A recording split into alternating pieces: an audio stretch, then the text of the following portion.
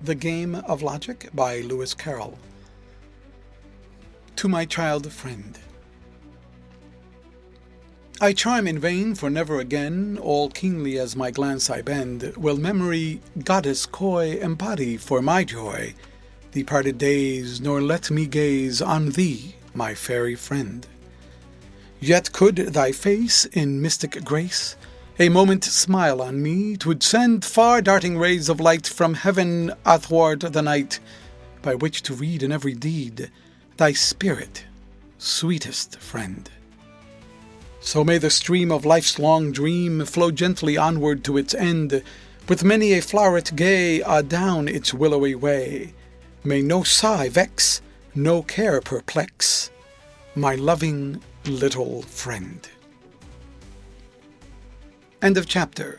Read by Leonidas for Lit2Go on the web at fcit.usf.edu.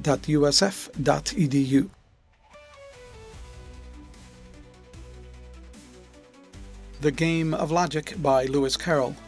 Preface. Quote, "Their foamed rebellious logic, gagged and bound." End of quote. This game requires 9 counters, 4 of one color and 5 another. Say 4 red and 5 gray. Besides the 9 counters, it also requires 1 player at least. I am not aware of any game that can be played with less than this number, while there are several that require more. Take cricket, for instance, which requires 22. How much easier it is when you want to play a game to find 1 player than 22. At the same time, though, 1 player is enough. A good deal more amusement may be got by 2 working at it together and correcting each other's mistakes. A second advantage possessed by this game is that, besides being an endless source of amusement, the number of arguments that may be worked by it being infinite, it will give the players a little instruction as well. But is there any great harm in that, so long as you get plenty of amusement? End of chapter. Read by Leonidas for Lit2Go on the web at fcit.usf.edu.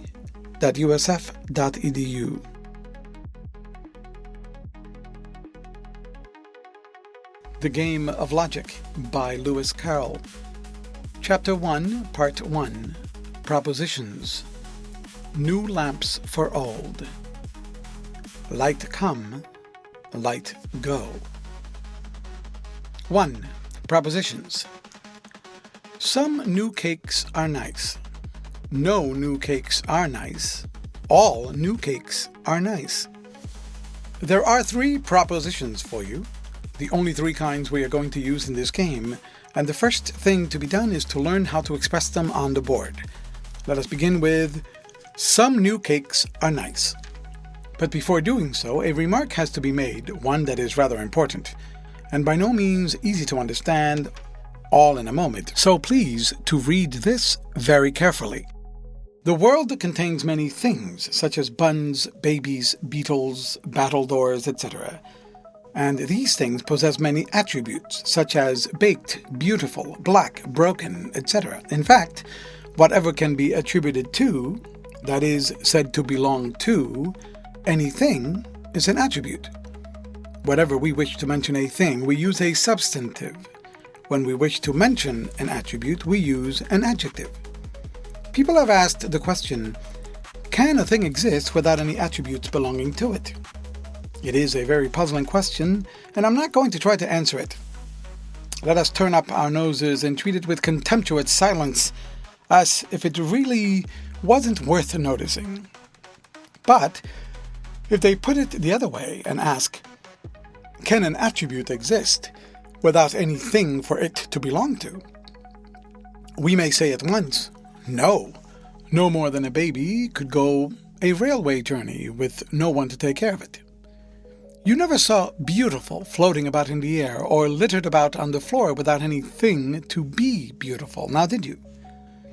And now, what am I driving at in all this long rigmarole? It is this. You may put is or are between names of 2 things. For example, some pigs are fat animals, or between the names of 2 attributes. For example, pink is light red. and in each case it would make good sense. But if you put is or are between the name of a thing and the name of an attribute, for example, some pigs are pink, you do not make good sense. For how can a thing be an attribute? Unless you have an understanding with the person to whom you are speaking. And the simplest understanding would, I think, be this: that the substantive shall be supposed to be repeated at the end of the sentence, so that the sentence, if written out in full, would be, some pigs are pink pigs, and now the word are makes quite good sense. Thus, in order to make good sense of the proposition, some new cakes are nice, we must suppose it to be written out in full in the form, some new cakes are nice cakes. Now this contains two terms, new cakes being one of them and nice cakes the other. New cakes being the one we are talking about is called the subject of the proposition, and nice cakes the predicate. Also, this proposition is said to be a particular one, since it does not speak of the whole of its subject, but only of a part of it. The other two kinds are said to be universal, because they speak of the whole of their subjects, the one denying niceness and the other asserting it of the whole class of new cakes. Lastly, if you would like to have a definition of the word proposition itself, you may take this: a sentence stating that some or none or all of the things belonging to a certain class called its subject are also things belonging to a certain other class called its predicate. You will find these 7 words: proposition, attribute, term, subject, predicate, particular, universal, charmingly useful, if any friend should happen to ask if you have ever studied logic. Mind you, bring all 7 words into your answer, and your friend will go away deeply impressed. Quote, a sadder and wiser man. Now, please to look at the smaller diagram on the board and suppose it to be a cupboard, intended for all the cakes in the world. It would have to be a good large one, of course. And let us suppose all the new ones to be put into the upper half marked X, and all the rest, that is, the not new ones, into the lower half marked X prime. Thus, the lower half would contain elderly cakes, aged cakes, antediluvian cakes, if there are any. I haven't seen many myself, and so on. Let us also suppose all the nice cakes to be put into the left-hand half marked Y, and all the rest, that is, the not nice ones, into the right-hand half marked Y prime. At present, then, we must understand X to mean new, X prime not new, Y nice, and Y prime not nice. And now, what kind of cakes would you expect to find in compartment number 5? It is part of the upper half, you see, so that if it has any cakes in it, they must be new. And it is part of the left-hand half, so that they must be nice. Hence, if there are any cakes in this compartment, they must have the double attribute new and nice. Or if we use the letters, they must be XY. Observe that the letters XY are written on 2 of the edges of this compartment. You will find a very convenient rule for knowing what attributes belong to the things in any compartment. Take number 7, for instance. If there are any cakes there, they must be X prime Y. That is, they must be not new and nice. Now let us make another agreement that a red counter in a compartment shall mean that it is occupied. That is, that there are some cakes in it. The word some in logic means one or more, so that a single cake in a compartment would be quite enough reason for saying there are some cakes here. Also, let us agree that a gray counter in a compartment shall mean that it is empty. That is, that there are no cakes in it. In the following diagrams, I shall put 1, meaning one or more, where you ought to put a red counter, and 0, meaning none, where you ought to put a gray one. As the subject of our proposition is to be new cakes, we are only concerned at present with the upper half of the cupboard, where all the cakes have the attribute X, that is, new. Now, fixing our attention on this upper half, suppose we found it marked like this. That is, with a red counter in number 5. What would this tell us with regard to the class of new cakes? Would it not tell us that there are some of them in the XY compartment? That is, that some of them, besides having the attribute X, which belongs to both compartments, have the attribute Y, that is, nice. This we might express by saying, some X cakes are Y cakes, or putting words instead of letters, some new cakes are nice cakes. Or in a shorter form, some new cakes are nice. At last we have found out how to represent the first proposition of this section. If you have not clearly understood all I have said, go no further, but read it over and over again till you do understand it. After that is once mastered, you will find all the rest quite easy. It will save a little trouble in doing the other propositions if we agree to leave out the word cakes altogether. I find it convenient to call the whole class of things for which the cupboard is intended the universe. Thus, we might have begun this business by saying, let us take a universe of cakes. Sounds nice, doesn't it? Of course, any other things would have done just as well as cakes. We might make propositions about a universe of lizards, or even a universe of hornets. Wouldn't that be a charming universe to live in? So far then, we have learned that the diagram means some X and Y, i.e. some new are nice. I think you will see without further explanation that this diagram means some X are Y, i.e. some new are not nice.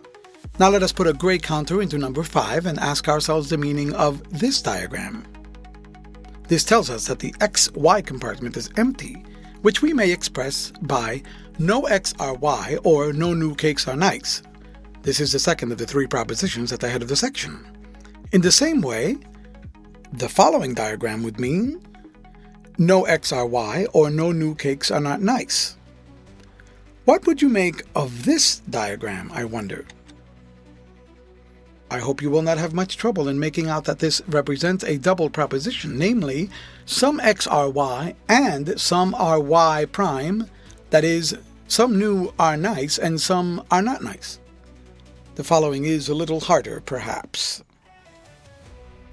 This diagram means no X are Y and none are Y prime, i.e., no new are nice, and none are not nice, which leads to the rather curious result that no new exist, i.e. no cakes are new. This is because nice and not nice make what we call an exhaustive division of the class new cakes, i.e. between them they exhaust the whole class, so that all the new cakes that exist must be found in one or the other of them.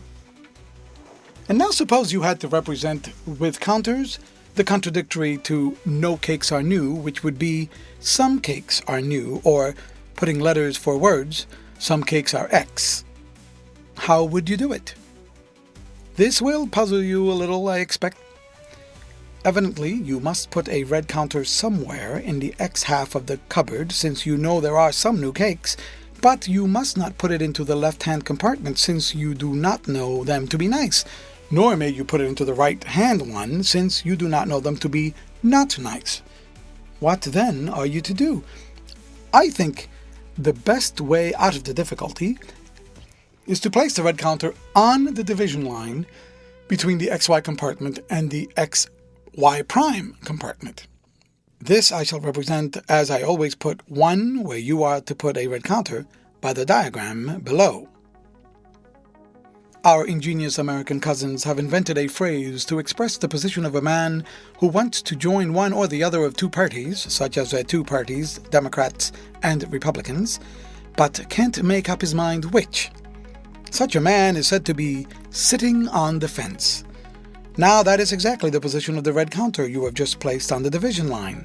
He likes the look of number 5 and he likes the look of number 6, and he does not know which to jump down into. So there he sits astride, silly fellow, dangling his legs, one on each side of the fence. Now I am going to give you a much harder one to make out. What does this diagram mean? This is clearly a double proposition. It tells us not only that some X are Y, but also that no X are not Y. Hence the result is, all X are Y, i.e. all new cakes are nice, which is the last of the 3 propositions at the head of this section. We see then that the universal proposition, all new cakes are nice, consists of 2 propositions taken together, namely, some new cakes are nice and no new cakes are not nice.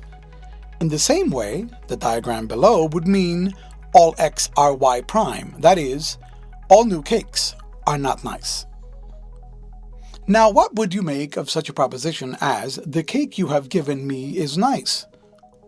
Is it particular or universal? Particular, of course, you readily reply. One single cake is hardly worth calling some even. No, my dear impulsive reader, it is universal. Remember that few as they are, and I grant you they couldn't be fewer, they are, or rather it is, all that you have given me. Thus, if leaving red out of the question, I divide my universe of cakes into two classes. The cakes you have given me, to which I assign the upper half of the cupboard, and those you haven't given me, which are to go below. I find the lower half fairly full and the upper one as nearly as possible empty. And then, when I am told to put an upright division into each half, keeping the nice cakes to the left and the not nice ones to the right, I begin by carefully collecting all the cakes you have given me, saying to myself from time to time, "Generous creature, how shall I ever repay such kindness?" and piling them up in the left-hand compartment. And it doesn't take long to do it. Here is another universal proposition for you. Barzillai Beckeleg is an honest man. That means all the Barzillai Beckelegs that I am now considering are honest men. You think I invented that name now, don't you? But I didn't. Is on a carrier's cart somewhere down in Cornwall. This kind of universal proposition, where the subject is a single thing, is called an individual proposition. Now let us take nice cakes as the subject of proposition, that is, let us fix our thoughts on the left-hand half of the cupboard, where all the cakes have attribute y, that is, nice. Suppose we find it marked like this. What would that tell us? I hope that it is not necessary, after explaining the horizontal oblong so fully, to spend so much time over the upright one. I hope you will see for yourself that this means some y are x. That is, some nice cakes are new. But, you will say, we have had this case before. You put a red counter into number 5 and you told us it meant some new cakes are nice, and now you tell us that it means some nice cakes are new. Can it mean both? The question is a very thoughtful one, and does you great credit, dear reader. It does mean both. If you choose to take x, that is, new cakes, as your subject, and to regard number 5 as part of a horizontal oblong, you may read it some x are y, that is, some new cakes are nice. But if you choose to take y, that is, nice cake, as your subject, and to regard number 5 as part of the upright oblong, then you may read it some y are x, that is, some nice cakes are new.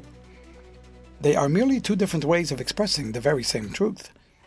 Without more words, I will simply set down the other ways in which this upright oblong might be marked, adding the meaning in each case. By comparing them with the various cases of the horizontal oblong, you will, I hope, be able to understand them clearly. You will find it a good plan to examine yourself on this table by covering up first one column, then the other, and dodging about, as the children say. Also, you will do well to write out for yourself 2 other tables, one for the lower half of the cupboard and the other for its right-hand half.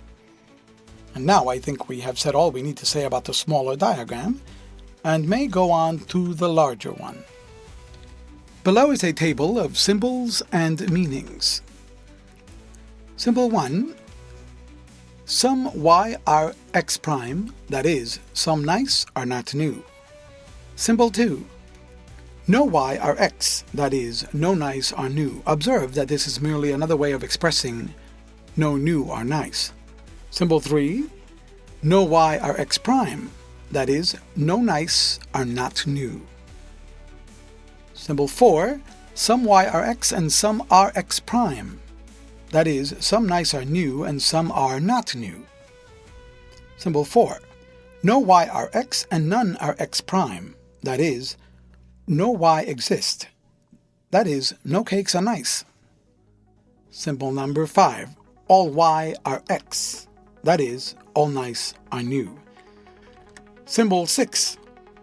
All y are x, that is, all nice are not new. This may be taken to be a cupboard divided in the same way as the last, but also divided into two portions for the attribute m. Let us give to m the meaning wholesome. And let us suppose that all wholesome cakes are placed inside the central square and all the unwholesome ones outside it, that is, in one or other of the 4 queer-shaped outer compartments. We see that just as in the smaller diagram the cakes in each compartment had 2 attributes, so here the cakes in each compartment have 3 attributes. And just as the letters representing the 2 attributes were written on the edges of the compartment, so here they are written at the corners. Observe that M' is supposed to be written in each of the 4 outer corners, so that we can tell in a moment, by looking at a compartment, what 3 attributes belong to the things in it. For instance, take number 12. Here we find X, Y', M at the corners. So we know that the cakes in it, if there are any, have the triple attribute X, Y', M. That is, new, not nice, and wholesome. Again, take number 16. Here we find at the corners X', Y', M'. So the cakes in it are not new, not nice, and unwholesome. Remarkably untempting cakes. It would take far too long to go through all the propositions containing X and Y, X and M, and Y and M, which can be represented on this diagram. There are 96 altogether, so I am sure you will excuse me, and I must content myself with doing 2 or 3 as specimens. You will do well to work out a lot more for yourself. Taking the upper half by itself so that our subject is new cakes, how are we to represent no new cakes are wholesome? This is writing letters for words, no X are M. Now this tells us that none of the cakes belonging to the upper half of the cupboard are to be found inside the central square, that is, the 2 compartments number 11 and 12 are empty, and this, of course, is represented by the following diagram. And now, how are we to represent the contradictory position some X are M? This is a difficulty I have already considered. I think the best way is to place a red counter on the division line between number 11 and number 12, and to understand this to mean that one of the 2 compartments is occupied, but that we do not at present know which. This I shall represent thus in the following diagram. Now let us express all X are M. This consists, we know, of 2 propositions. Some X are M and no X are M. Let us express the negative part first. This tells us that none of the cakes belonging to the upper half of the cupboard are to be found outside the central square. That is, the 2 compartments, number 9 and number 10, are empty. This, of course, is represented by the following diagram. But we have yet to represent some X are M.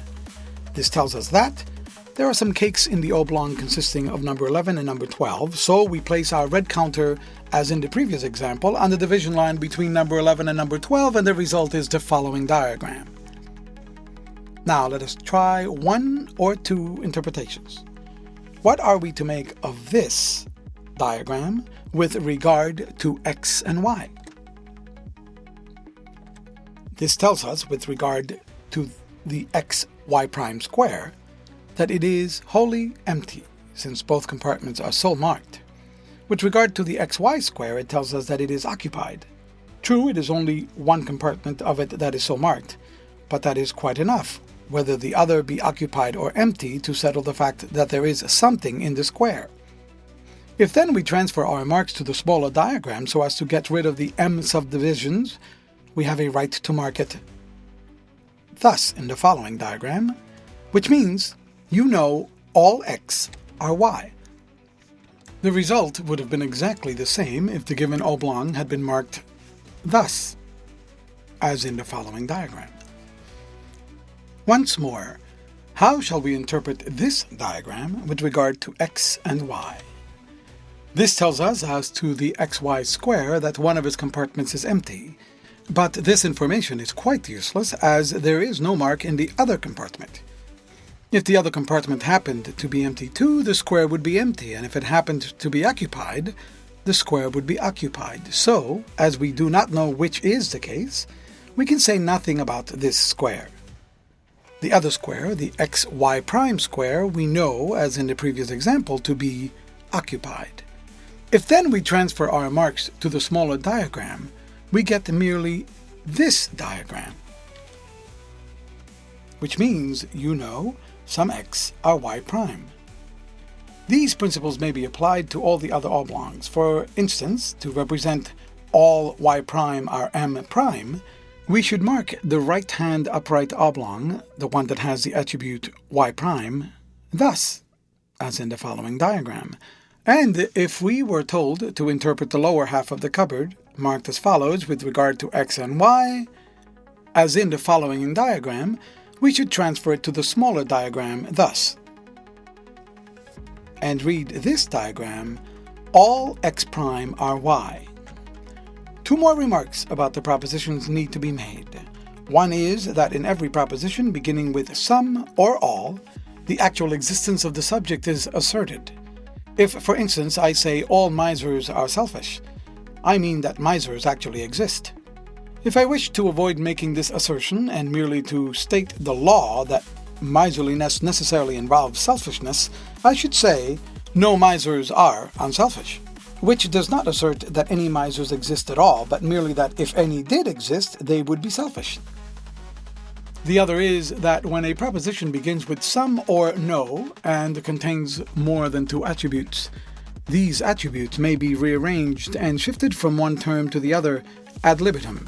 For example, some ABC are DEF may be rearranged as some BF are ACDE, each being equivalent to some things are ABCDEF.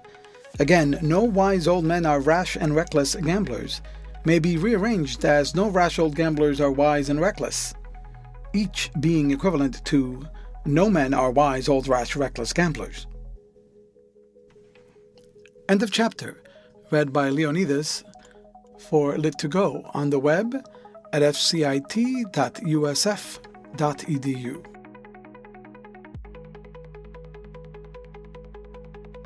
The Game of Logic by Lewis Carroll.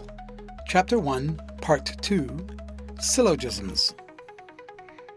Now suppose we divide our universe of things in three ways with regard to three different attributes. Out of these three attributes, we may make up three different couples. For instance, if they were A, B, C, we might make up three couples, AB, AC, BC. Also suppose we have two propositions given us containing two of these three couples, and that from them we can prove a third proposition containing the third couple. For example, if we divide our universe for m, x, and y, and we have the two propositions given us, no m are x, and all m prime are y, containing the two couples mx and my, it might be possible to prove from them a third proposition containing x and y. In such a case, we call the given propositions the premises, the third one the conclusion, and the whole set a syllogism. Evidently, one of the attributes must occur in both premises, or else one must occur in one premise and it's contradictory in the other. In the first case, when, for example, the premises are some m are x and no m are y prime, the term, which occurs twice, is called the middle term because it serves as a sort of link between the other two terms. In the second case, when, for example, the premises are no m are x prime and all m prime are y, the two terms which contain these contradictory attributes may be called the middle terms. Thus, in the first case, the class of m things is the middle term, and in the second case, the two classes of m things and m prime things are the middle terms. The attribute which occurs in the middle term or terms disappears in the conclusion and it is said to be eliminated, which literally means turned out of doors. Now let us try to draw a conclusion from the two premises. Some new cakes are unwholesome. No nice cakes are unwholesome. In order to express them with counters, we need to divide cakes in three different ways with regard to newness, to niceness, and to wholesomeness. For this, we must use the larger diagram, making x mean new, y nice, and m wholesome. Everything inside the central square is supposed to have the attribute m, and everything outside it the attribute m prime, i.e. not m. You had better adopt a rule to make m mean the attribute which occurs in the middle term or terms. I have chosen m as the symbol because middle begins with m. Now, in representing the two premises, I prefer to begin with the negative one, the one beginning with no, because gray counters can always be placed with certainty, and will then help to fix the position of the red counters, which are sometimes a little uncertain, where they will be most welcome. Let us express the no nice cakes are unwholesome cakes, i.e. no Y cakes are M prime cakes. This tells us that none of the cakes belonging to the Y half of the cupboard are in its M prime compartments, that is, the ones outside the central square. Hence, the two compartments, number 9 and number 15, are both empty, and we must place a gray counter in each of them, thus, as shown in the diagram. We have now to express the other premise, namely, some new cakes are unwholesome cakes, that is, some X cakes are M prime cakes. This tells us that some of the cakes in the X half of the cupboard are in its M prime compartments. Hence, one of the two compartments, number 9 and number 10, is occupied, and as we are not told in which of these two compartments to place the red counter, the usual rule would be to lay it on the division line between them. But, in this case, the other premise has settled the matter for us by declaring number 9 to be empty. Hence, the red counter has no choice, and must go into number 10, thus as in the following diagram. And now, what counters will this information enable us to place in the smaller diagram as to get some proposition involving X and Y only, leaving out M? Let us take its 4 compartments one by one. First, number 5. All we know about this is that its outer portion is empty, but we know nothing about its inner portion. Thus, the square may be empty or may have something in it. Who can tell? So we dare not place any counter in this square. Secondly, what of number 6? Here we are a little better off. We know that there is something in it, for there is a red counter in its outer portion. It is true we do not know whether its inner portion is empty or occupied, but what does that matter? One solitary cake in one corner of the square is quite sufficient excuse for saying this square is occupied, and for marking it with a red counter. As for number 7, we are in the same condition as with number 5. We find it partly empty, but we do not know whether the other part is empty or occupied, so we dare not mark this square. And as to number 8, we have simply no information at all. The result is shown in the following diagram. Our conclusion, then, must be got out of the rather meager piece of information that there is a red counter in the XY prime square. Hence, our conclusion is, some X are Y prime. That is, some new cakes are not nice cakes. Or, if you prefer to take Y prime as your subject, some not nice cakes are new cakes, but the other looks neatest. We will now write out the whole syllogism, putting the following symbol for therefore and omitting cakes for the sake of brevity at the end of each proposition. Some new cakes are unwholesome. No nice cakes are unwholesome. Therefore, some new cakes are not nice. And you have now worked out successfully your first syllogism. Permit me to congratulate you and to express the hope that it is but the beginning of a long and glorious series of similar victories. We will work out one other syllogism, a rather harder one than the last, and then I think you may be safely left to play the game by yourself, or better, with any friend whom you can find that is able and willing to take a share in the sport. Let us see what we can make of the two premises. All dragons are uncanny. All Scotchmen are canny. Remember, I don't guarantee the premises to be facts. In the first place, I never even saw a dragon, and in the second place, it isn't of the slightest concurrence to us as logicians whether our premises are true or false. All we have to do is to make out whether they lead logically to the conclusion, so that if they were true, it would also be true. You see, we must give up the cakes now, or our cupboard will be of no use to us. we must take as our universe some class of things which will include dragons and Scotchmen. Shall we say animals? And as canny is evidently the attribute belonging to the middle terms, we will let M stand for canny, X for dragons, and Y for Scotchmen, so that our two premises are in full. All dragon animals are uncanny animals. All Scotchman animals are canny animals. And these may be expressed using letters for words. Thus, all X are M prime, all Y are M. The first premise consists, as you already know, of two parts. Some X are M prime and no X are M. And the second also consists of two parts. Some Y are M and no Y are M prime. Let us take the negative portions first. We have then to mark on the larger diagram below, first, no X are M, and secondly, no Y are M prime. I think you will see, without further explanation, that the two results separately are, as shown, and that these two, when combined, give us the following diagram. We have now to mark the two positive portions. Some X are M prime and some Y are M. The only two compartments available for things which are XM prime are number 9 and number 10. Of these, number 9 is already marked as empty, so our red counter must go into number 10. Similarly, the only two available for YM are number 11 and number 13. Of these, number 11 is already marked as empty, so our red counter must go into number 13. The final result is shown in the following diagram.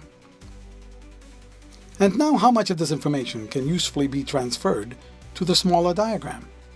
Let us take its four compartments one by one.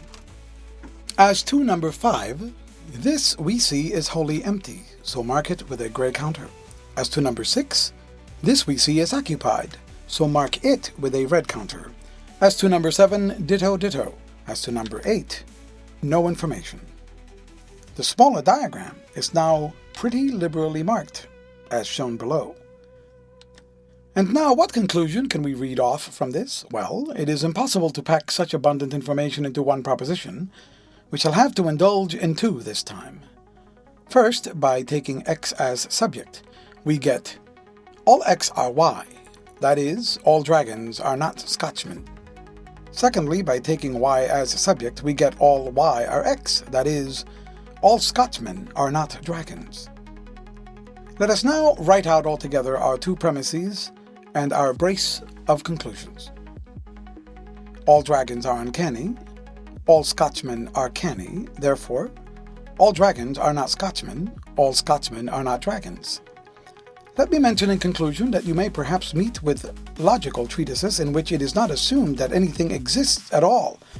By some X are Y is understood to mean the attributes X, Y are compatible so that a thing can have both at once. No X are Y to mean the attributes X, Y are incompatible so that nothing can have both at once.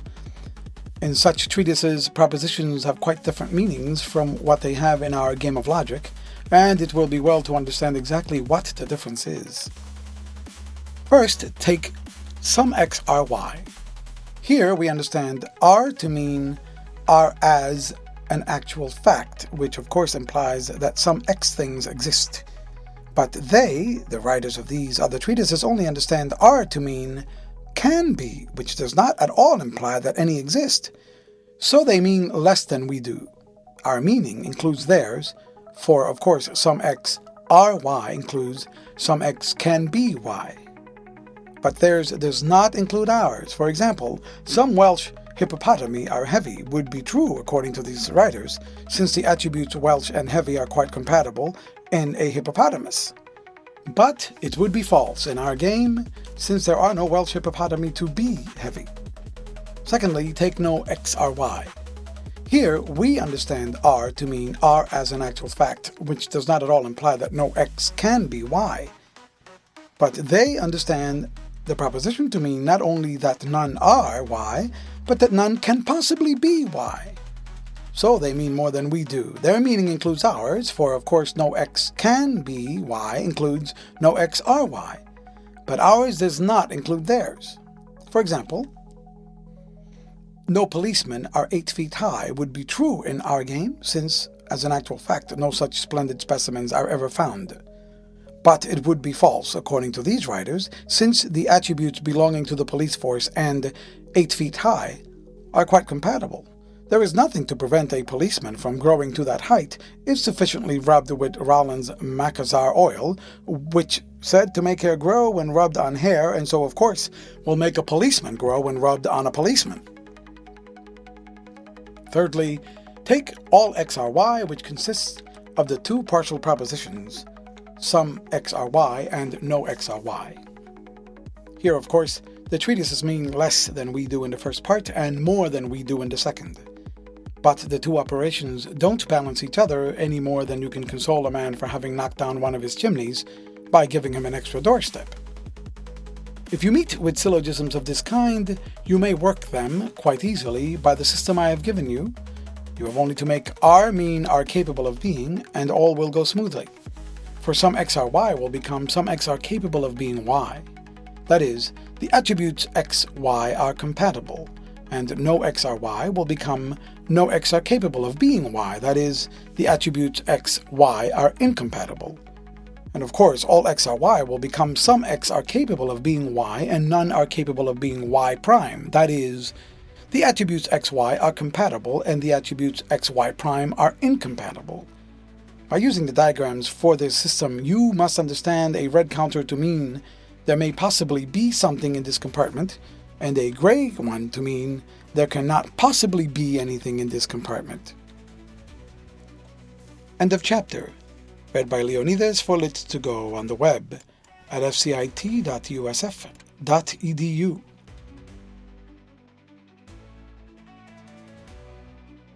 The Game of Logic by Lewis Carroll, Chapter 1, Part 3, Fallacies. And so you think, do you, that the chief use of logic in real life is to deduce conclusions from workable premises, and to satisfy yourself that the conclusions deduced by other people are correct? I only wish it were. Society would be much less liable to panics and other delusions, and political life especially would be a totally different thing if even a majority of the arguments that scattered broadcast over the world were correct. But it is all the other way, I fear. For one workable pair of premises, I mean a pair that lead to a logical conclusion, that you meet within your reading, your newspaper or magazine, you will probably find 5 that lead to no conclusion at all. And even when the premises are workable, for one instance, where the writer draws a correct conclusion, there are probably 10 where he draws an incorrect one. In the first case, you may say the premises are fallacious. In the second, the conclusion is fallacious. The chief use you will find in such logical skill as this game may teach you will be in deleting fallacies of these two kinds. The first kind of fallacy, fallacious premises, you will detect when, after marking them on the larger diagram, you try to transfer the marks to the smaller. You will take its 4 compartments one by one and ask for each in turn, what mark can I place here? And in every one the answer will be no information, showing that there is no conclusion at all. For instance, all soldiers are brave, some English are brave, and therefore some Englishmen are soldiers, looks uncommonly like a syllogism and might easily take in a less experienced logician. But you are not to be caught by such a trick. You would simply set out the premises and would then calmly remark, fallacious premises. You wouldn't condescend to ask what conclusion the writer professed to draw, knowing that whatever it is, it must be wrong. You would be just as safe as that wise mother was who said, Mary, just go up to the nursery and see what baby's doing, and tell him not to do it. The other kind of fallacy, fallacious conclusion, you will not detect till you have marked both diagrams and have read off the correct conclusion and have compared it with the conclusion which the writer has drawn. But mind, you wouldn't say fallacious conclusion simply because it is not identical with the correct one. It may be a part of the correct conclusion and so be quite correct as far as it goes. In this case, you would merely remark with a pitying smile, defective conclusion. Suppose, for example, you were to meet with this syllogism. All unselfish people are generous. no misers are generous, and therefore no misers are unselfish. The premises, of which might be thus expressed in letters all x prime are m, no y are m. Here the correct conclusion will be all x prime are y prime, that is, all unselfish people are not misers. While the conclusion drawn by the writer is no y are x prime, which is the same as no x prime are y, and so is part of all x prime are y prime. Here you would simply say defective conclusion. The same thing would happen if you were in a confectioner's shop, and if a little boy were to come in, put down 2p, and march off triumphantly with a single penny bun. You would shake your head mournfully and would remark, defective conclusion, poor little chap. And perhaps you would ask the young lady behind the counter whether she would let you eat the bun which the little boy had paid for and left behind him. And perhaps she would say, shan't. But if, in the above example, the writer had drawn the conclusion, all misers are selfish, that is, all y are x, this would be going beyond his legitimate rights, since it would assert the existence of y which is not contained in the premises. And you would very properly say, fallacious conclusion. Now, when you read other treatises on logic, you will meet with various kinds of so-called fallacies, which are by no means always so. For example, if you were to put before one of these logicians the pair of premises, no honest men cheat, no dishonest men are trustworthy, and were to ask him what conclusion followed, he would probably say, none at all. Your premises offend against two distinct rules and are as fallacious as they can well be. Then suppose you were bold enough to say, the conclusion is, no men who cheat are trustworthy. I fear your logical friend would turn away hastily, perhaps angry, perhaps only scornful. In any case, the result would be unpleasant. I advise you not to try the experiment. But why is this, you will say? Do you mean to tell us that all these logicians are wrong? Far from it, dear reader. From their point of view, they are perfectly right, but they do not include in their system anything like all the positive forms of syllogisms. They have a sort of nervous dread of attributes beginning with a negative particle. For example, such propositions as all not x are y, no x are not y, are quite outside their system, and thus, having from sheer nervousness excluded a quantity of very useful forms, they have made rules which, though quite applicable to the few forms which they allow of, are no use at all when you consider all possible forms. Let us not quarrel with them, dear reader. There is room enough in the world for both of us. Let us quietly take our broader system, and if they choose to shut their eyes to all these useful forms and to say they are not syllogisms at all, we can but stand aside and let them rush upon their fate. There is scarcely anything of yours upon which it is so dangerous to rush as your fate. You may rush upon your potato beds or your strawberry beds without doing much harm. You may even rush upon your balcony, unless it is a new house built by contract, and with no clerk of the works, and may survive the foolhardy enterprise. But if you once rush upon your fate, why, you must take the consequences.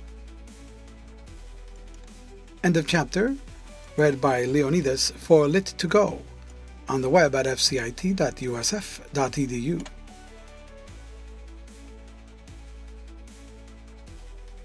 The Game of Logic by Lewis Carroll.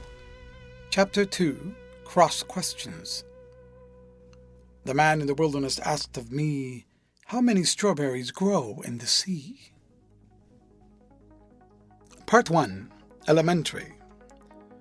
Number 1. What is an attribute? Give examples. Number 2. When is it good sense to put is or are between two names? Give examples. Number 3. When is it not good sense? Give examples. Number 4. When it is not good sense, what is the simplest agreement to make in order to make good sense? Number 5. Explain proposition, term, subject, and predicate. Give examples. Number 6. What are particular and universal propositions? Give examples. Number 7. Give a rule for knowing, when we look at the smaller diagram, what attributes belong to the things in each compartment. Number 8. What does some mean in logic? See pages 55-56.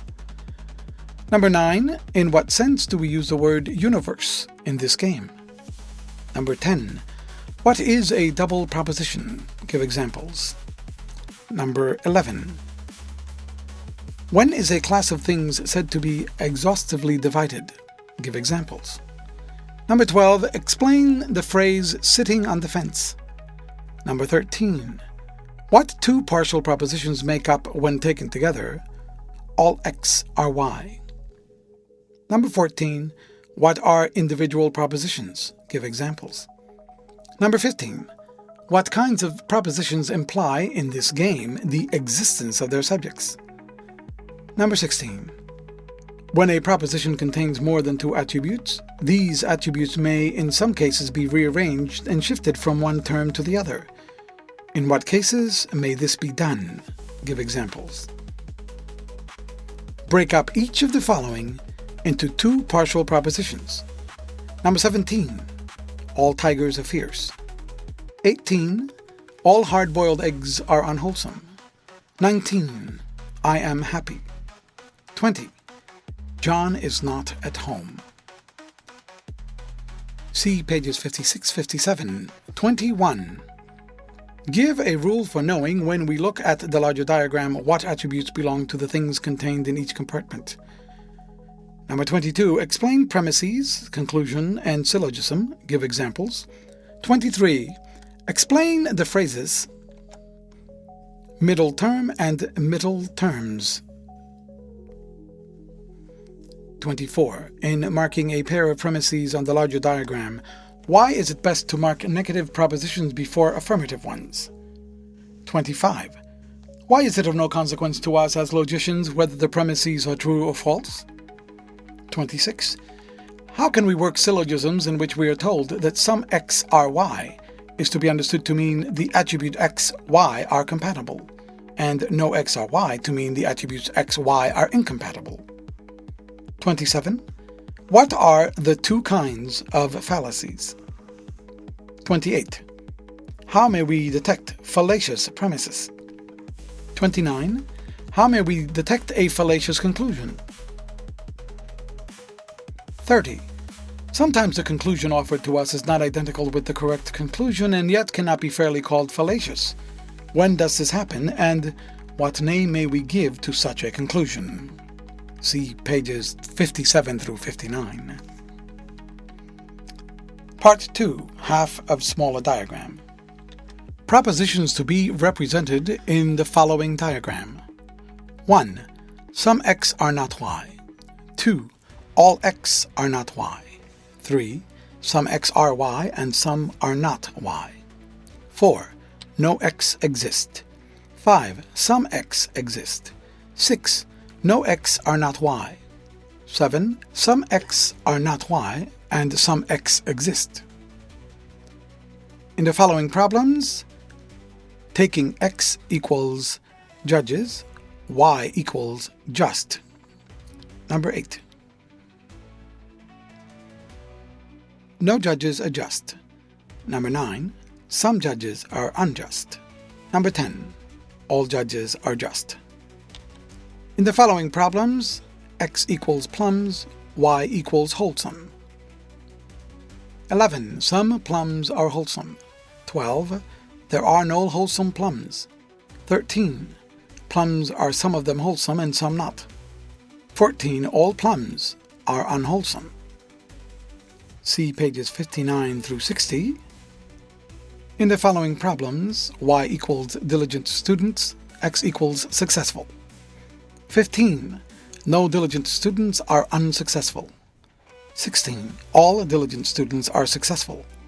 17. No students are diligent. 18. There are some diligent but unsuccessful students. 19. Some students are diligent. See pages 60-61. Part 3.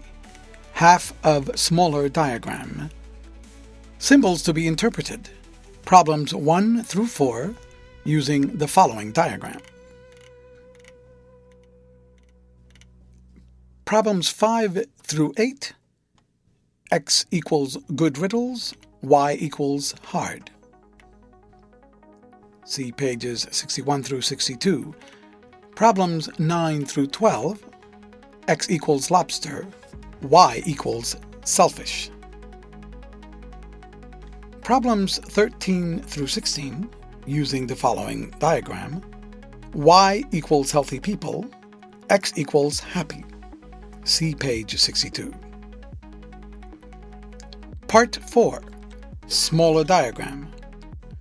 Propositions to be represented using the following diagram. 1. All are X. 2. Some Y are not X. 3. No not X are not Y. 4. Some X are not Y. 5. Some not Y are X.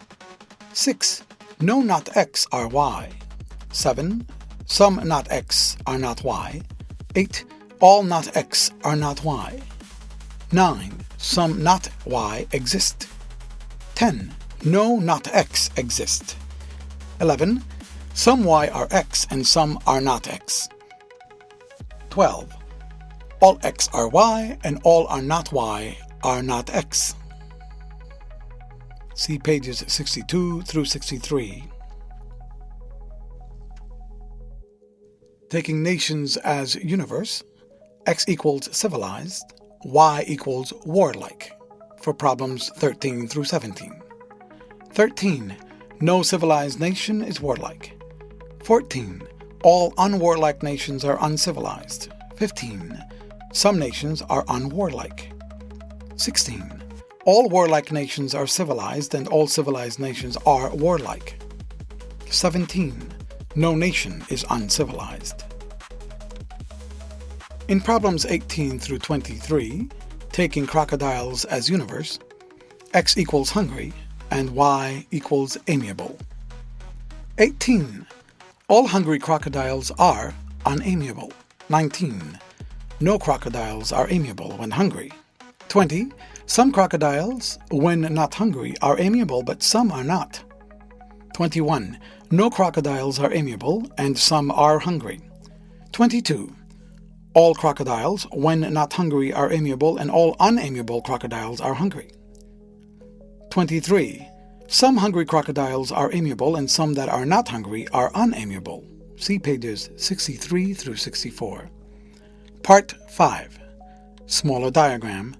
Symbols to be interpreted on the following diagram. Problems 1 through 4. In problems 5 through 8, taking houses as universe, X equals built of brick and Y equals two-storied. Please interpret. See page 65. Taking boys as universe, X equals fat and Y equals active. Please interpret in problems 9 through 12.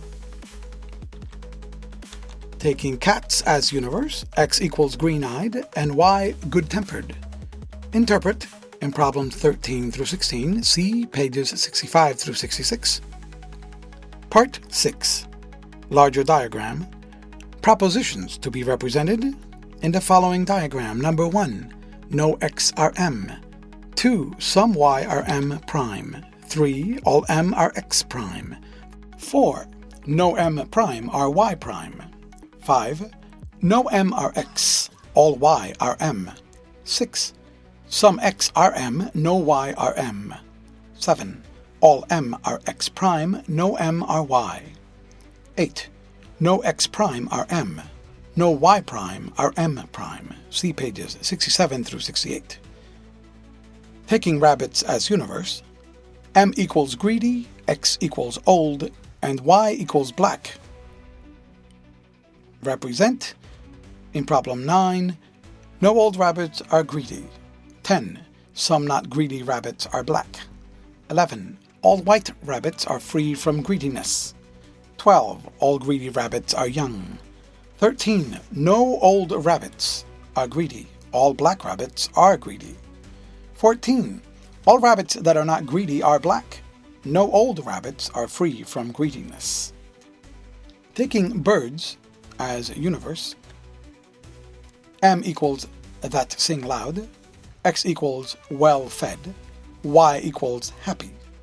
Represent in problem 15, all well-fed birds sing loud, no birds that sing loud are unhappy. 16. All birds that do not sing loud are unhappy. No well-fed birds fail to sing loud. Taking persons as universe, M equals in the house, X equals John, and Y equals having a toothache. Represent in problem 17. John is in the house. Everybody in the house is suffering from toothache. 18. There is no one in the house but John. Nobody out of the house has a toothache. See pages 68 through 70. Taking persons as universe, M equals I, X equals that has taken a walk, Y equals that feels better. Represent in problem 19. I have been out for a walk. I feel much better. Choosing your own universe, etc. Represent. 20. I sent him to bring me a kitten. He brought me a kettle by mistake. See pages 70 through 71. Part 7.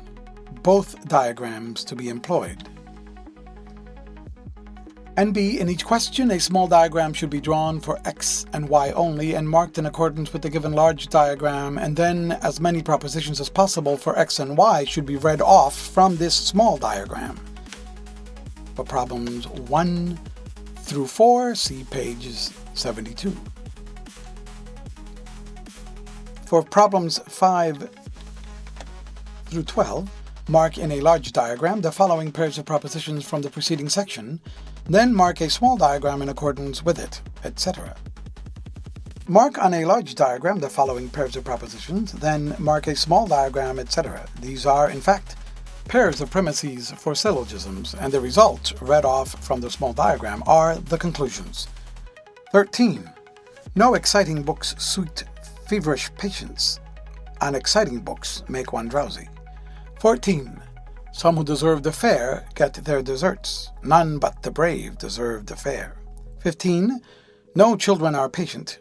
No impatient person can sit still. See pages 72 through 75. 16. All pigs are fat. No skeletons are fat. 17. No monkeys are soldiers. All monkeys are mischievous. 18. None of my cousins are just. No judges are unjust. 19. Some days are rainy. Rainy days are tiresome. 20. All medicine is nasty. Senna is a medicine. 21. Some Jews are rich. All Patagonians are Gentiles. 22. All teetotalers like sugar. No nightingale drinks wine. 23. No muffins are wholesome. All buns are unwholesome. 24. No fat creatures run well. Some greyhounds run well. 25. All soldiers march. Some youths are not soldiers. 26. Sugar is sweet. Salt is not sweet. 27. Some eggs are hard-boiled. No eggs are uncrackable. 28. There are no Jews in the house. There are no Gentiles in the garden. See pages 75 through 82. 29. All battles are noisy. What makes no noise may escape notice. 30. No Jews are mad. All rabbis are Jews. 31. There are no fish that cannot swim. Some skates are fish. 32. All passionate people are unreasonable. Some orators are passionate. See pages 82 through 84. End of chapter. Read by Leonidas for Lit2Go. On the web at fcit.usf.edu.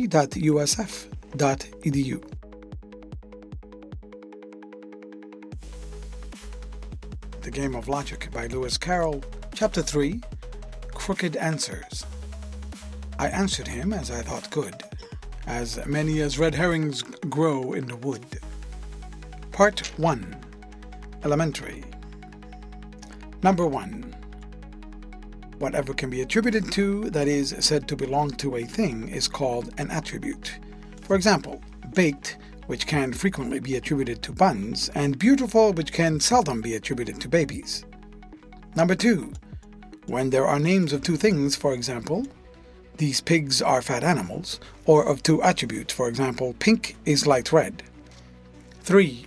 When one is the name of a thing and the other is the name of an attribute, for example, these pigs are pink, since a thing cannot actually be an attribute. 4.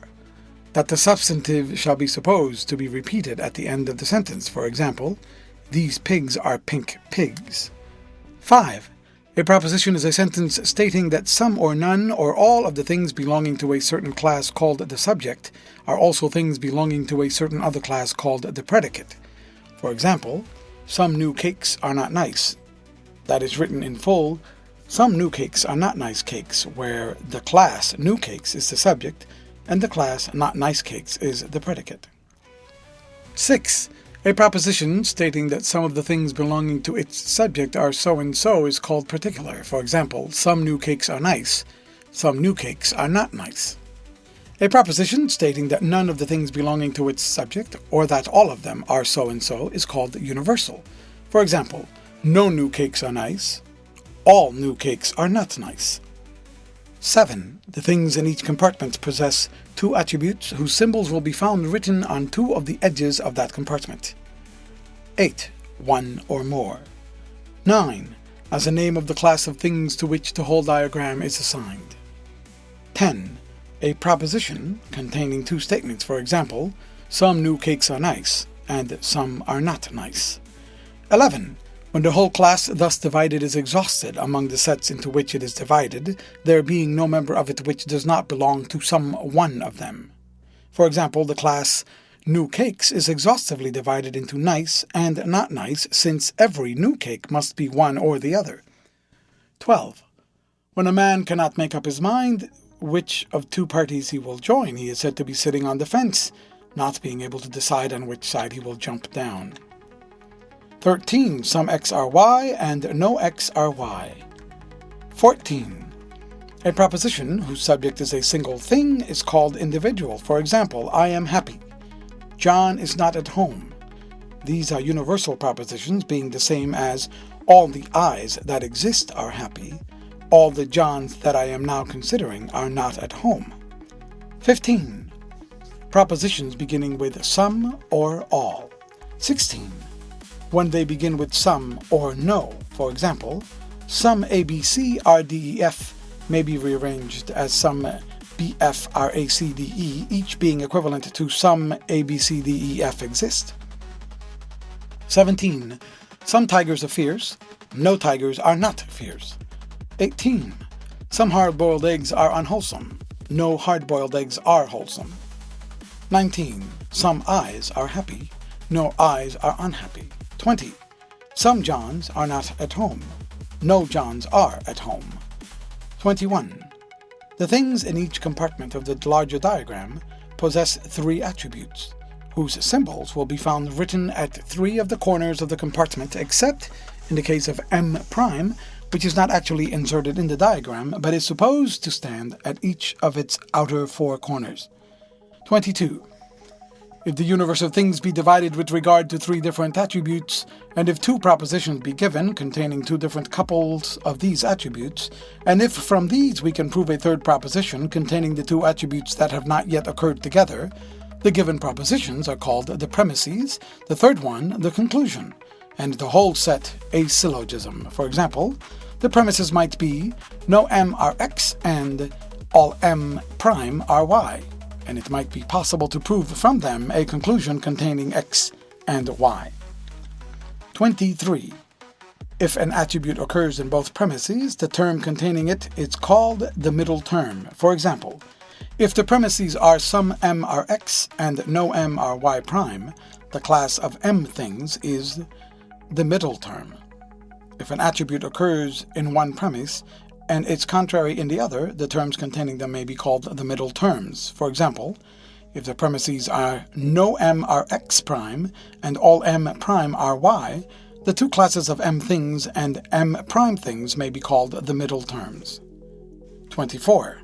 Because they can be marked with certainty, whereas affirmative propositions, that is, those that begin with some or all, sometimes require us to place a red counter sitting on a fence. 25. because the only question we are concerned with is whether the conclusion follows logically from the premises so that if they were true, it would also be true. 26. By understanding a red counter to mean this compartment can be occupied and a gray one to mean this compartment cannot be occupied or this compartment must be empty. 27. Fallacious premises and fallacious conclusion. 28. By finding, when we try to transfer marks from the larger diagram to the smaller, that there is no information for any of its 4 compartments. 29. By finding the correct conclusion and then observing that the conclusion offered to us is neither identical with it nor a part of it. Number 30. When the offered conclusion is part of the correct conclusion. In this case, we may call it a defective conclusion. Part 2. Half of smaller diagram. Propositions represented. Answers are shown for diagrams problems 1 through 6. Number 7, it might be thought that the proper diagram would be as shown in order to express some x exist, but this is really contained in some x are y prime. To put a red counter on the division line would only tell us one of the compartments is occupied, which we know already in knowing that one is occupied in the diagram above. 8. No x are y in the diagram shown. 9. Some x are y prime in the shown diagram. 10. All x are y in the shown diagram. 11. Some x are y in the shown diagram. 12. No x are y as shown. 13. Some x are y and some are y prime as shown. 14. All x are y prime as shown. 15. No y are x prime as shown. 16. All y are x as shown. 17. No y exist as shown. 18. Some y are x prime, that is, as shown. 19. Some y exist as shown. Part 3. Half of smaller diagram. Symbols interpreted. Number 1. No x are y prime. 2. No x exist. 3. Some x exist. 4. All x are y prime. 5. Some x are y, that is, some good riddles are hard. 6. All x are y, that is, all good riddles are hard. 7. No x exist, that is, no riddles are good. 8. No x are y, that is, no good riddles are hard. 9. Some x are y prime, that is, some lobsters are unselfish. 10. No x are y, that is, no lobsters are selfish. 11. All x are y prime, that is, all lobsters are unselfish. 12. Some x are y, and some are y prime, that is, some lobsters are selfish and some are unselfish. 13. All y prime are x prime, that is, all invalids are unhappy. 14. Some y prime exist, that is, some people are unhealthy. 15. Some y prime are x and some are x prime, that is, some invalids are happy and some are unhappy. 16. No y prime exist, that is, nobody is unhealthy. Part 4. Smaller diagram. Propositions represented as shown in problems 1 through 12. Number 13. No x prime are y as shown. 14. All y prime are x prime as shown. 15. Some y prime exist as shown. 16. All y are x and all x are y as shown. No x prime exists as shown. 18. All x are y prime as shown. 19. No x are y as shown. 20. Some x prime are y and some are y prime as shown. 21. No y exist and some x exist as shown. 22. All x prime are y and all y prime are x as shown. 23. Some x are y and some x prime are y prime as shown. Part 5. Smaller diagram. Symbols interpreted. 1. Some y are not x or some not x are y. 2. No not x are not y or no not y are not x. 3. No not y are x. 4. No not x exist, that is, no things are not x. 5. No y exist, that is, no houses are two-storied. 6. Some x prime exist, that is, some houses are not built of brick. 7. No x are y prime, or no y prime are x, that is, no houses built of brick are other than two-storied, or no houses that are not two-storied are built of brick. 8. All x prime are y prime, that is, all houses that are not built of brick are not two-storied. 9. Some x are y and some are y prime, that is, some fat boys are active and some are not. 10. All y prime are x prime, that is, all lazy boys are thin. 11. All x are y prime and all y prime are x, that is, all fat boys are lazy and all lazy ones are fat. 12. All y are x and all x prime are y, that is, all active boys are fat and all thin ones are lazy. 13. No x exist and no y prime exist, that is, no cats have green eyes and none have bad tempers. 14. Some x are y prime and some x prime are y, or some y are x prime and some y prime are x, that is, some green-eyed cats are bad-tempered and some that have not green eyes are good-tempered, or some good-tempered cats have not green eyes and some bad-tempered ones have green eyes. 15. Some x are y and no x prime are y prime, or some y are x and no y prime are x prime, that is, some green-eyed cats are good-tempered and none that are not green-eyed are bad-tempered, or some good-tempered cats have green eyes, and none that are bad-tempered have not green eyes. 16. All x are y prime and all x prime are y, or all y are x prime and all y prime are x. That is, all green-eyed cats are bad-tempered and all that have not green eyes are good-tempered, or all good-tempered ones have eyes that are not green and all bad-tempered ones have green eyes. Part 6. Larger diagram. Propositions represented. Problems 1 through 8 as shown. Number 9. No x are m as shown. 10. Some m prime are y as shown. 11. All y prime are m prime as shown. 12. All m are x prime as shown. 13. No x are m. That is, all y are m, as shown. 14. All m prime are y. That is, no x are m prime, as shown.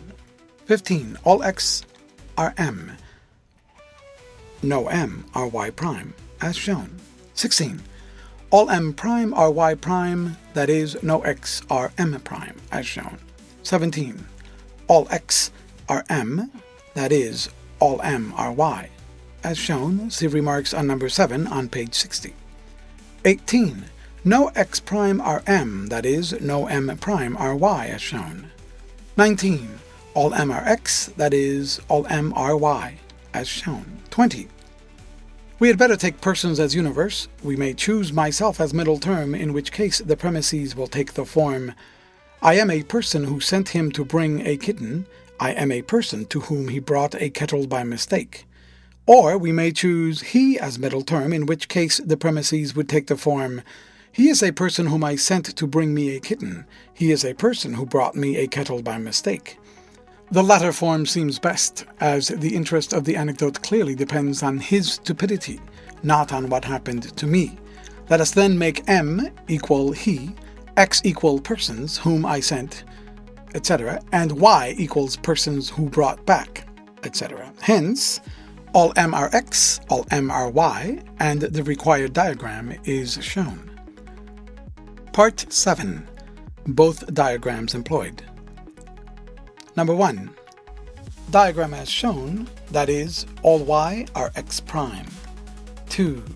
Diagram as shown, that is, some x are y prime, or some y prime are x. 3. Diagram as shown, some y are x prime, or some x prime are y. 4. Diagram as shown, that is, no x prime are y prime, or no y prime are x prime. 5. Diagram as shown, that is, all y are x prime, that is, all black rabbits are young. 6. Diagram as shown, that is, some y are x prime, that is, some black rabbits are young. 7. Diagram as shown, that is, all x are y, or all well-fed birds are happy. 8. Diagram as shown, some x prime are y prime, or some birds that are not well-fed are unhappy, or some unhappy birds are not well-fed. 9. Diagram as shown, that is, all x are y, or John has got a toothache. 10. Diagram as shown, that is, no x prime are y, or no one but John has got a toothache. 11. Diagram as shown, some x are y, that is, someone who has taken a walk feels better. 12. Diagram as shown, some x are y, that is, someone whom I sent to bring me a kitten brought me a kettle by mistake.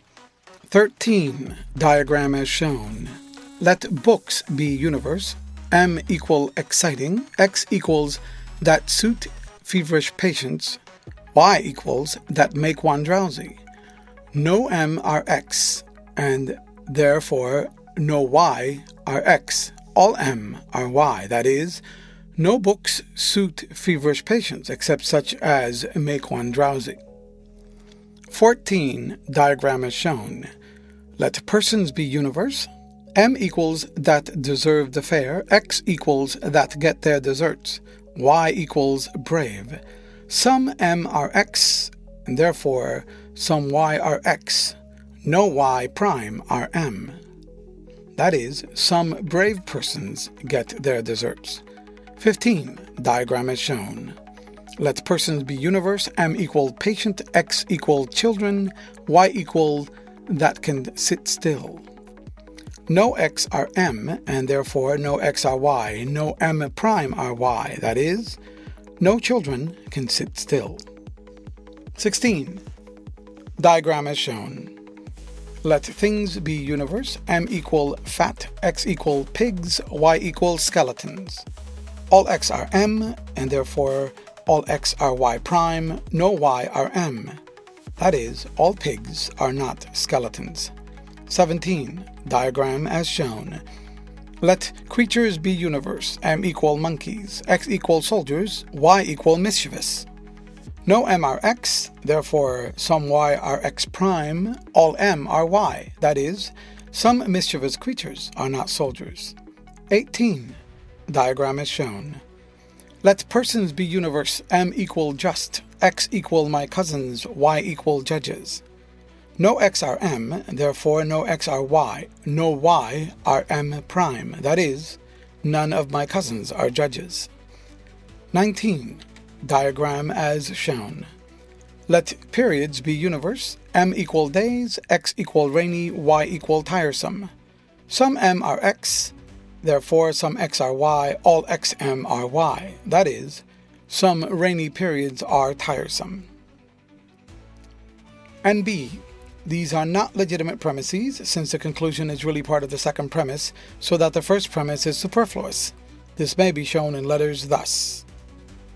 All xm are y contains some xm are y, which contains some x are y, or in words, all rainy days are tiresome contains some rainy days are tiresome, which contains some rainy periods are tiresome. Moreover, the first premise, besides being superfluous, is actually contained in the second, since it is equivalent to some rainy days exist, which, as we know, is implied in the proposition, all rainy days are tiresome. Altogether, a most unsatisfactory pair of premises. 20. Diagram as shown, let things be universe, m equal medicine, x equal nasty, y equal senna. All m are x, therefore all y are x, all y are m, that is, senna is nasty. See remarks on number 7, page 60.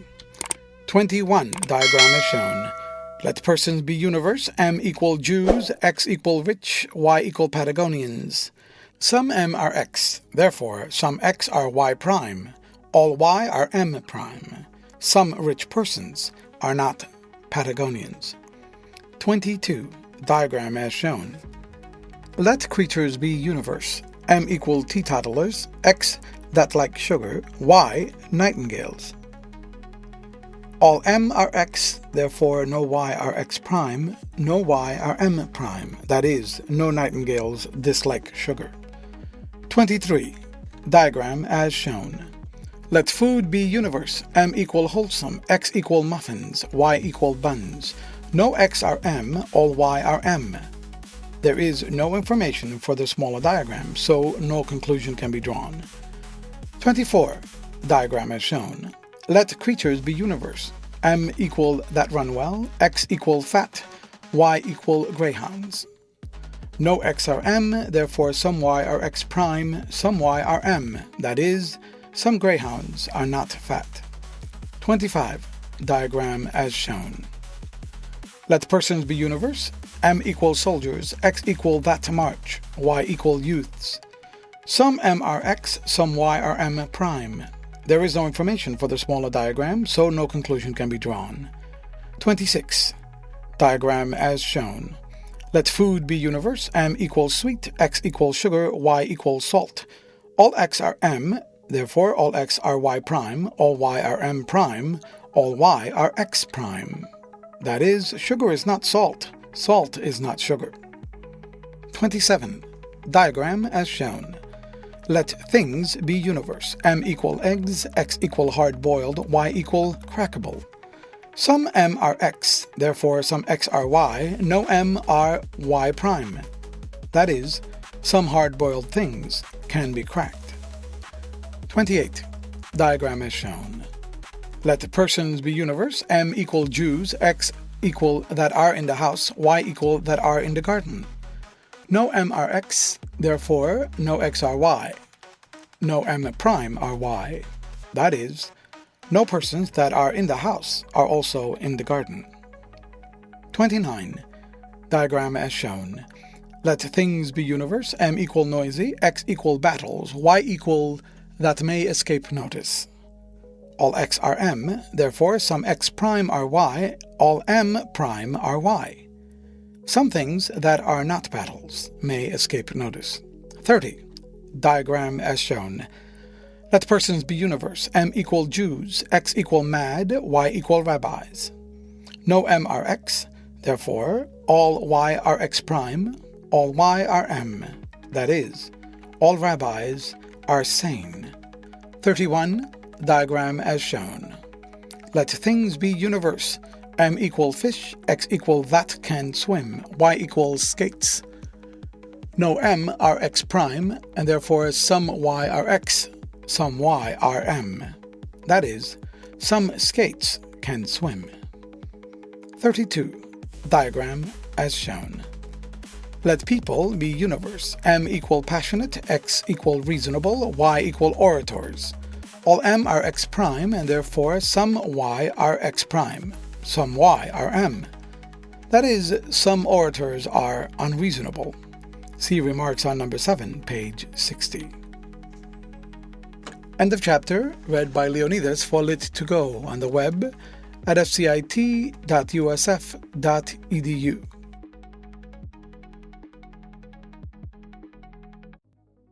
The Game of Logic by Lewis Carroll. Chapter 4, Hit or Miss. Quote, "Thou canst not hit it, hit it, hit it. Thou canst not hit it, my good man." End of quote. 1. Pain is wearisome. No pain is eagerly wished for. 2. No bald person needs a hairbrush. No lizards have hair. 3. All thoughtless people do mischief. No thoughtful people forgets a promise. 4. I do not like John. Some of my friends like John. 5. No potatoes are pineapples. All pineapples are nice. 6. No pins are ambitious. No needles are pins. 7. All my friends have colds. No one can sing who has a cold. 8. All these dishes are well cooked. Some dishes are unwholesome if not well cooked. 9. No medicine is nice. Senna is a medicine. 10. Some oysters are silent. No silent creatures are amusing. 11. All wise men walk on their feet. All unwise men walk on their hands. 12. Mind your own business. This quarrel is no business of yours. 13.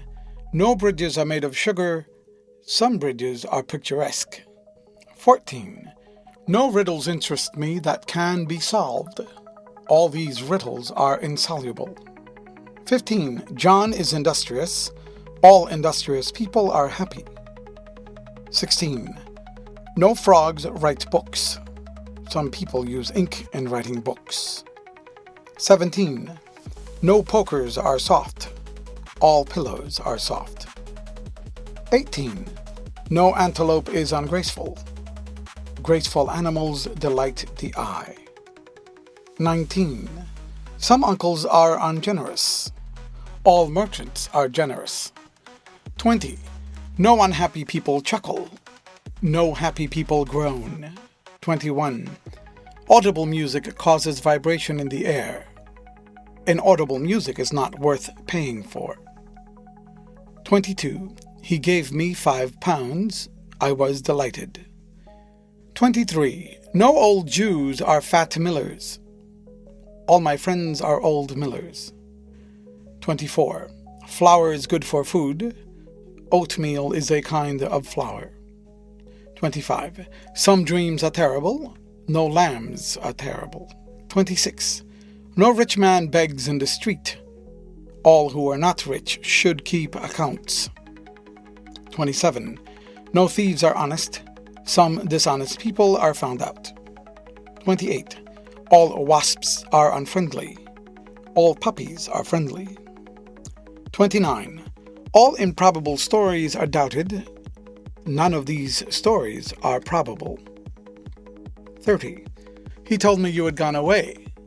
He never says one word of truth. 31. His songs never last an hour. A song that lasts an hour is tedious. 32. No bride cakes are wholesome. Unwholesome food should be avoided. 33. No old misers are cheerful. Some old misers are thin. 34. All ducks waddle. Nothing that waddles is graceful. 35. No professors are ignorant. Some ignorant people are conceited. 36. Toothache is never pleasant. Warmth is never unpleasant. 37. Bores are terrible. You are a bore. 38. Some mountains are insurmountable. All stiles can be surmounted. 39. No Frenchman like plum pudding. All Englishmen like plum pudding. 40. No idlers win fame.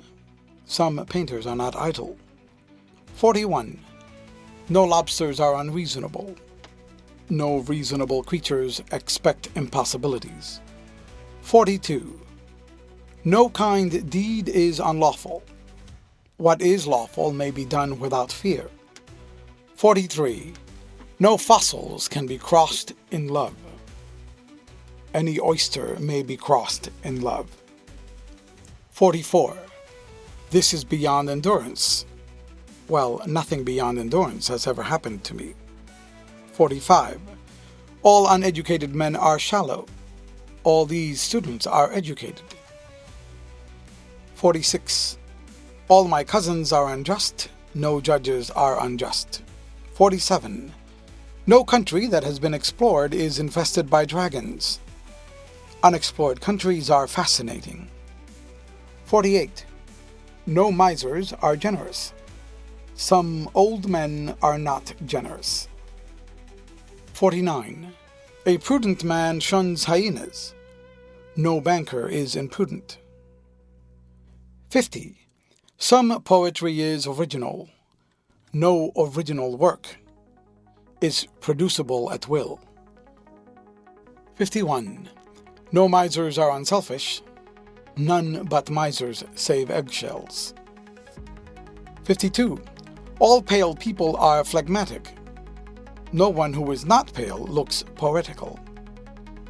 53. All spiders spin webs. Some creatures that do not spin webs are savage.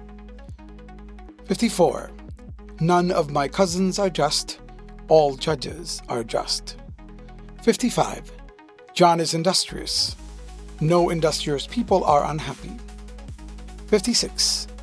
Umbrellas are useful on a journey. What is useless on a journey should be left behind. 57. Some pillows are soft. No pokers are soft. 58. I am old and lame. No old merchant is a lame gambler. 59. No eventful journey is ever forgotten. Uneventful journeys are not worth writing a book about. 60. Sugar is sweet. Some sweet things are liked by children. 61. Richard is out of temper. No one but Richard can ride that horse. 62. All jokes are meant to amuse. No act of Parliament is a joke. 63. I saw it in a newspaper. All newspapers tell lies. 64. No nightmare is pleasant. Unpleasant experiences are not anxiously desired. 65. Prudent travelers carry plenty of small change. Imprudent travelers lose their luggage. 66. All wasps are unfriendly. No puppies are unfriendly. 67. He called here yesterday. He is no friend of mine. 68. No quadrupeds can whistle. Some cats are quadrupeds. 69. No cooked meat is sold by butchers. No uncooked meat is served at dinner. 70. Gold is heavy. Nothing but gold will silence him. 71.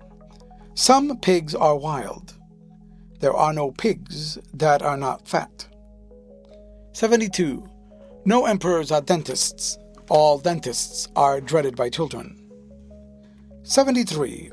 All who are not old like walking. Neither you nor I are old. 74. All blades are sharp. Some grasses are blades. 75. No dictatorial person is popular. She is dictatorial. 76. Some sweet things are unwholesome. No muffins are sweet. 77. No military men write poetry. No generals are civilians. 78. Bores are dreaded. A bore is never begged to prolong his visit. 79. All owls are satisfactory. Some excuses are unsatisfactory. 80. All my cousins are unjust. All judges are just. 81. Some buns are rich. All buns are nice. 82. No medicine is nice. No pills are unmedicinal. 83. Some lessons are difficult. What is difficult needs attention. 84. No unexpected pleasure annoys me. Your visit is an unexpected pleasure. 85. Caterpillars are not eloquent. Jones is eloquent. 86. Some bald people wear wigs. All your children have hair. 87. All wasps are unfriendly. Unfriendly creatures are always unwelcome. 88. No bankrupts are rich. Some merchants are not bankrupts. 89.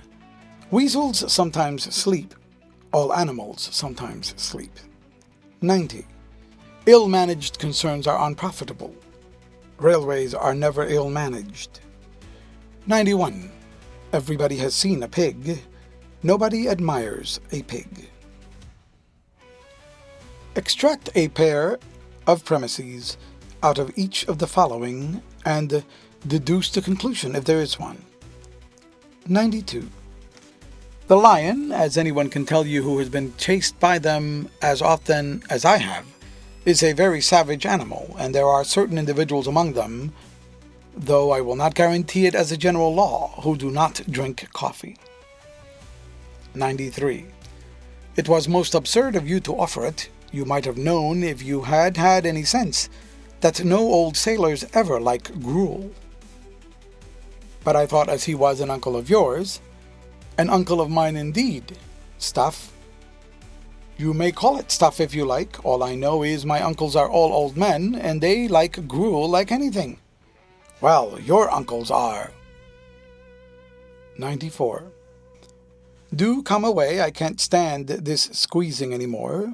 No crowded shops are comfortable. You know very well. Well, who expects to be comfortable out shopping? Why, I do, of course, and I'm sure there are some shops further down the street that are not crowded, so... 95. They say no doctors are metaphysical organists, and that lets me into a little fact about you, you know. Why do you make that out? You never heard me play the organ. No, doctor, but I've heard you talk about Browning's poetry, and that showed me that you are metaphysical, at any rate. So... Extract a syllogism out of each of the following and test its correctness. 96. Don't talk to me. I've known more rich merchants than you have, and I can tell you not one of them was ever an old miser since the world began. And what has that got to do with old Mr. Brown? Why, isn't he very rich? Yes, of course he is. And what then? Why, don't you see that it's absurd to call him a miserly merchant? Either he's not a merchant, or he is not a miser. 97. It is so kind of you to inquire. I'm really feeling a great deal better today. And is it nature or art that is to have the credit of this happy change? Art, I think. The doctor has given me some of that patent medicine of his. Well, I'll never call him a humbug again. There's somebody, at any rate, that feels better after taking his medicine. 98. No, I don't like you one bit, and I'll go and play with my doll. Dolls are never unkind. So, you like a doll better than a cousin? Oh, you little silly. Of course I do. Cousins are never kind. At least no cousins I've ever seen.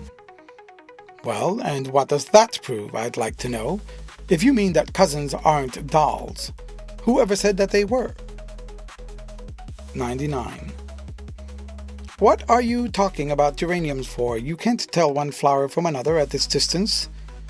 I grant you, they're all red flowers. It doesn't need a telescope to know that. Well, some geraniums are red, aren't they? I don't deny it. And what then? I suppose you'll be telling me some of those flowers are geraniums. Of course, that's what I should tell you if you'd the sense to follow an argument. But what's the good of proving anything to you, I should like to know? 100. Boys, you've passed a fairly good examination, all things considered. Now let me give you a word of advice before I go.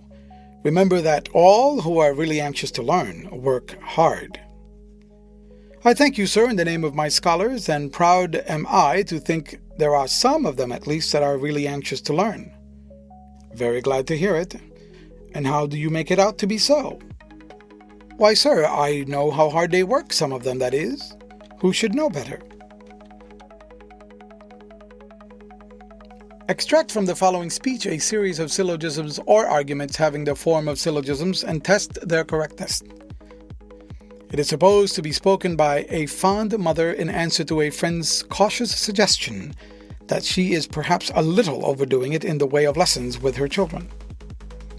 101. Well, they've got their own way to make in the world. We can't leave them a fortune apiece, and money's not to be had, as you know, without money's worth. They must work if they want to live. And how are they to work if they don't know anything? Take my word for it, there's no place for ignorance in these times, and all authorities agree that the time to learn is when you're young. No one's got no memory afterwards worth speaking of. A child will learn more in an hour than a grown man in 5. So those that have to learn must learn when they're young, if ever they're to learn at all. Of course, that doesn't do unless children are healthy. I quite allow that. Well, the doctor tells me no children are healthy unless they've got a good color in their cheeks. And only just look at my darlings. Why, their cheeks bloom like peonies. Well, now, they tell me that to keep children in health, you should never give them more than 6 hours altogether at lessons in the day, and at least 2 half holidays in the week. And that's exactly our plan, I can assure you. We never go beyond 6 hours, and every Wednesday and Saturday, as ever is, not one syllable of lessons do they do after their 1 o'clock dinner. So how can you imagine I'm running any risk in the education of my precious pets? It's more than I can understand, I promise you. The end. Read by Leonidas for Lit2Go on the web at fcit.usf.edu.